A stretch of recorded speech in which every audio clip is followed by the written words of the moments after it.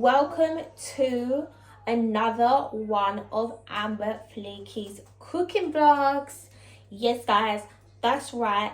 Thank you so much for tuning in. I really appreciate having y'all here. I know you're excited. I am, and you are too. So boo, you know what you got to do. First of all, before further ado, hit that like button, hit that subscribe button if you haven't subscribed already. I know y'all haven't. Yeah, y'all a watcher. At the end of this video, I really appreciate it if you make a little comment. Guys, as you can hear in the background, you know, I'm a new mum. Well, I have been a mum now for 4 months, coming up to it in about a weekish time.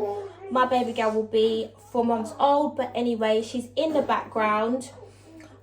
She's making noise. You know, that's what it gets like when they get to around 3-4 months. They start making more noise. At the end of the day, she's my baby girl. You gonna hear her. I'm still gonna be doing my YouTube videos. I'm still gonna be a mom. That's just that. Do you know what I mean? Also, she's watching her tiny pop programs as well. She's in her baby bouncer. She's happy. Do you get it? So yeah, you will hear her a little bit, but I'm still gonna do my video.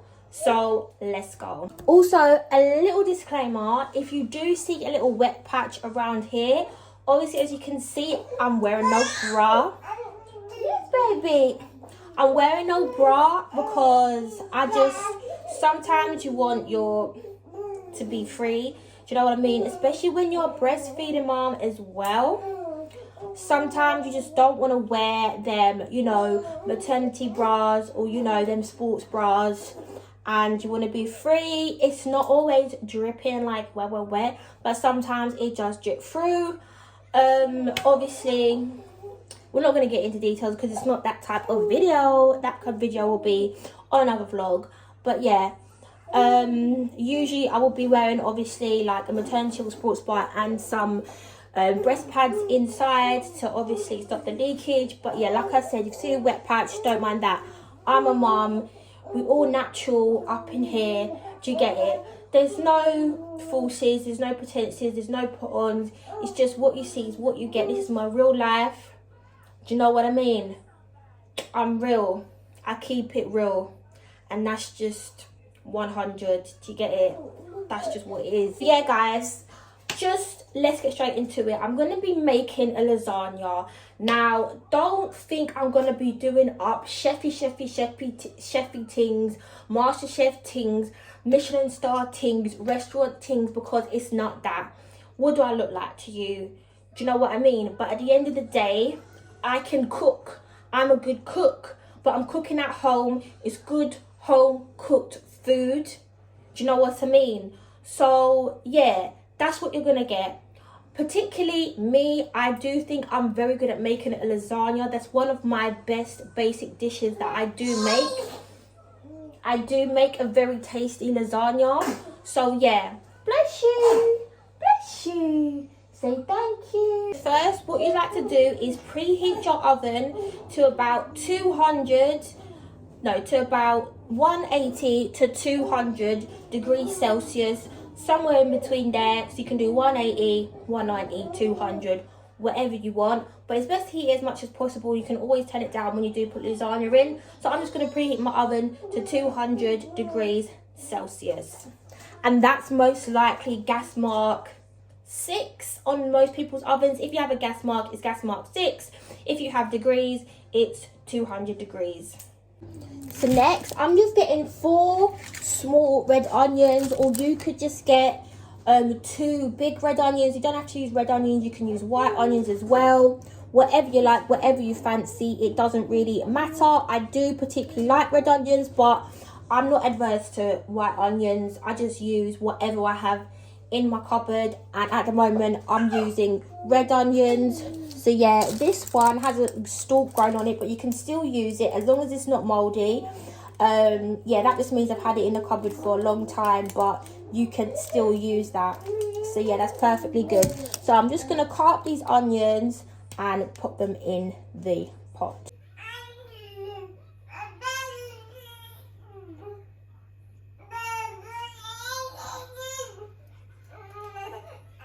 So next, guys, what you want to do is add whatever oil you like to use. So it could be olive oil, it could be vegetable oil, it could be sunflower oil, or it could be coconut oil, just like I am using.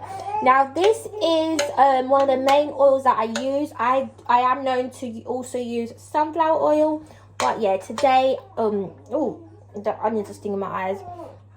Oh child, it doesn't usually do that, just does it sometimes. But yeah, I'll be adding coconut oil. Yes, my darling.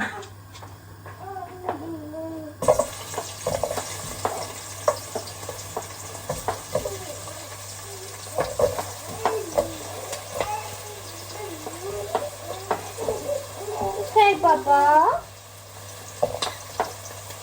Mommy's cooking.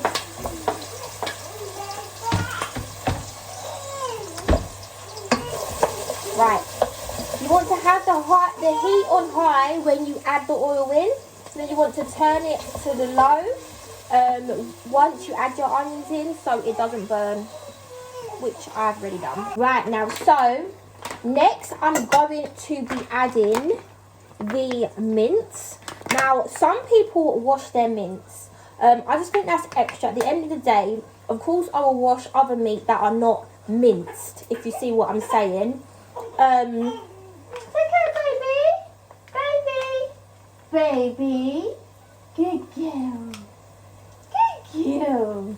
But yeah, it's not necessary to wash mince. It's already been minced. If there's any dirt in it, it's already gone through. Not that I think it's dirty. It's obviously clean. It's been packaged up. Do you know what I mean? If it's gone through a mincer, how are you gonna wash that out? You have to squeeze it and squench it out, and that will just ruin the texture. So there's no point in washing it. People who do wash mince, I don't know how you're washing it. It's actually a very time-consuming, unnecessary task. But, you know, some Caribbean people are extra and they wash mince. Not necessary, but yeah, I'll be opening this and adding it in. Look at Mommy. Hello? Look at Mommy. Baby. Obviously, clean hands now. Make sure you wash your hands now with that antibacterial soap, okay? Yeah, we're just gonna add this in. Ooh. Boop, boop, boop. Just like that. Turn the heat up a little bit and start to break down the mince. Just makes it easier, quicker to cook, and you don't really want too much chunky pieces of mince. So yeah, you need it broken down quite good, but you don't need to do it too much. Just want it to sort of cook up. And yeah, so you don't need to touch it too much, but yeah, just use your noodles, as in use your common sense and break it up as much as is necessary. Guys, if you're a novice cooker, you might not know to open your windows, but if you're an experienced cook, you will know open your windows, or you could turn on your gas extractor, as in the extractor on your oven. I'll show you. Some people have these, so you can turn it on and put it on, but it's too loud for me. I don't like the noise that it makes, so I just open my windows instead. So guys, now's about the time to be adding your seasonings. Now, don't over season it. Remember, lasagna is an Italian dish. Italian dish does not need Caribbean seasonings. It does not need an array of seasonings. It doesn't need Indian seasonings. It doesn't need curry seasonings. It doesn't need too much, but it does need to be flavoursome. So the only thing you really need to add is some mixed herbs, some paprika, you know, some garlic seasoning, and some other bits, which I'll let you know, because what I'm adding, they don't need to add these, but you can add a similar seasonings, if you see what I'm saying. Baby. So I haven't got mixed herbs at the moment. I just have run out, so I'm just going to add thyme, because thyme comes in mixed herbs. So that will do. It's herbs at the end of the day, you know. Don't over season, but don't under season. Use your common sense if you got some. If you don't, try your best.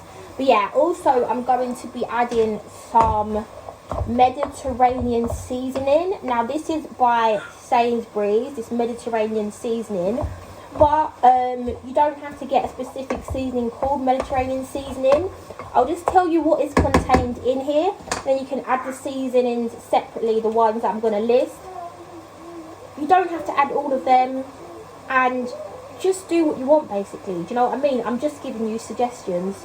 So what's contained in here is tomato powder, dried garlic, dried red bell pepper, paprika, yeast extract, dried onion, basil, it's another herb which is good, black pepper, thyme, again, white pepper, marjoram, I've never heard of that, but now I have, rosemary, anti-caking agent, silicon dioxide. But yeah, so basically that's what is in there. So there's some more herbs that can be added. Obviously Mediterranean stuff, they like to use herbs, so yeah, that's a great seasoning to use. I picked that out of my cupboard, out of my array of seasonings, and I think that's a pretty damn good choice.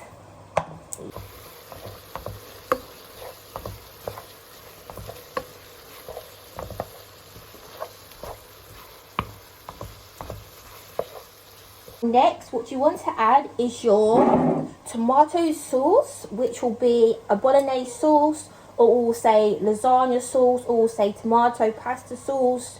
Just you know, a tomatoey sauce from a jar, or it can be from a carton, whatever. Do you know what I mean? You get the gist of it. But I'm using this one. Okay. So I'm just going to, when I can open it. So guys, that was a BITCH open, but I managed to do it with a wet kitchen towel. Yeah, that's actually a really good tip. If you can't open a jar, try a damp kitchen towel, the material one, obviously not the paper one, and that should do the trick. Well, 90% of the time it does. Turn the heat up just slightly, not too much, just slightly, so that can cook into each other basically. The minced mixture and the tomato mixture can nicely cook into each other. You don't want it too high, you don't want it bubbling and spitting, but you don't want it too low because you want it to cook. So yeah, that is what it's looking like currently. Lovely stuff.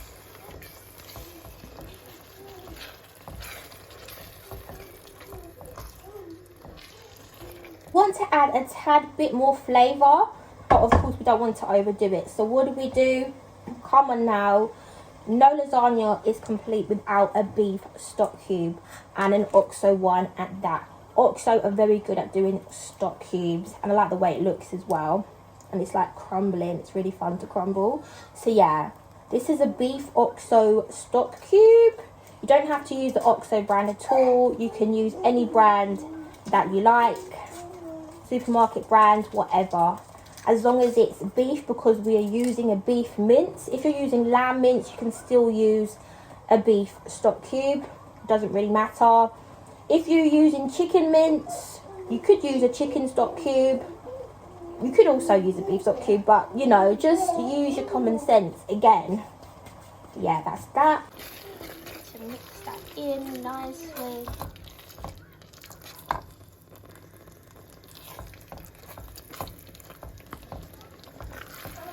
Let that cook. This, guys, is my secret ingredient. Not all people use this. Some people do and some people don't. Some people know, some people don't. Some people don't think it's necessary. Do you know what I mean? But I think it is. Not all the time, but sometimes I just think, you know what, let me add a bit of tomato ketchup, because it's got this sort of sweet, sort of sharp taste that I love. I actually am in love with this sauce, by the way, guys. I love tomato ketchup. But yeah, I'm gonna add a bit of ketchup, not too much now. So what I like to do, my nail, oh my gosh, I need to get my nails done, ouch. So I like to get the spoon, put about a spoonful like that and add it in and be done with it. That's all you need. So that is all done now. The sauce is done. Don't overcook it because it's going to be cooked in the oven as well at the end of the day. So you want to add all the sauce into a Pyrex dish, or you know, just an oven dish. This is a Pyrex brand, it doesn't matter, I'm just saying. This is a brand new dish, I haven't used this yet, which I'm excited to use. My other dish broke, so I just bought this for £10 at Sainsbury's. And yeah, so I'm just going to add this sauce into here. I'm doing a 1-layer lasagna, so it just all goes in, bish bash bosh.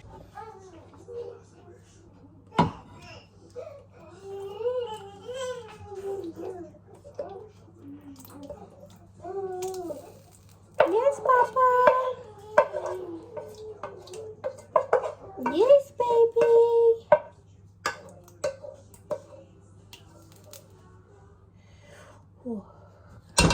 Flatten that out. Get it to the all edges and corners. Just spread it nicely. Next, you want to add a layer of the lasagna sheet. There we go. I've broken one in half to just add in that side and this side, just to cover it as much as possible. Baby! Next, I'm adding the white sauce, aka the lasagna. Well, what does it say? It's called a cream white sauce. This is the Aldi one. But anyway, I'll be adding the white sauce on top. Let's have a crack at this. Come on. There we go. Nice. Woo. We're gonna get a clean spoon and try to get all of it out. Don't want to waste, you know. Come on now, price of living. We need to get the most for our money, honey. Doesn't matter how much it costs. Like, come on now. Spread that. Spread it all around. Next, you would like to get half a block of cheese, which is about 200 grams roughly. That's about, you know, the average pack is about 400 grams. So just cut that pack in half. You want a decent amount at the end of the day, but you don't want to overdo it, you know. So we're just going to grate this onto a plate.